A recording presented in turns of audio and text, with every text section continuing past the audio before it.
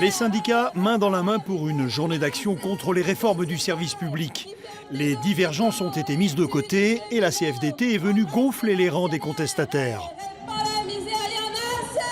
Toutes les organisations syndicales sont présentes pour le coup et on veut vraiment peser en intersyndical sur ce projet de loi fonction publique. L'union faisant la force, le ruban multicolore a fait le tour de la ville. Un défilé pacifiste de 2 à 3 000 personnes et des fonctionnaires très remontés contre ce qu'ils appellent la casse du service public. Jean-Philippe est employé à la Banque Postale. À Grenoble et en Isère, ils ont des velléités de supprimer, de fermer des bureaux de poste.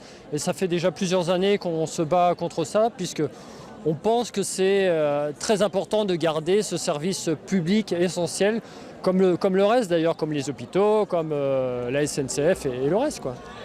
Des services publics à cran devant les suppressions de postes annoncées et le recours aux contrats précaires envisagés par le gouvernement. Dans les classes scolaires comme dans les hôpitaux, les griefs sont nombreux. Même si on parle beaucoup des dédoublements des CP et des CE1, ça se fait au détriment de ce qui se passe dans les autres classes.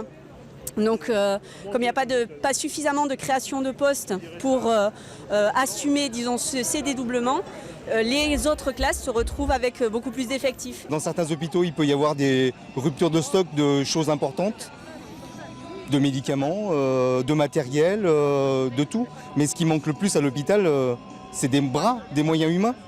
On ferme des services parce qu'on manque de personnes. C'est ça la réalité aujourd'hui de l'hôpital.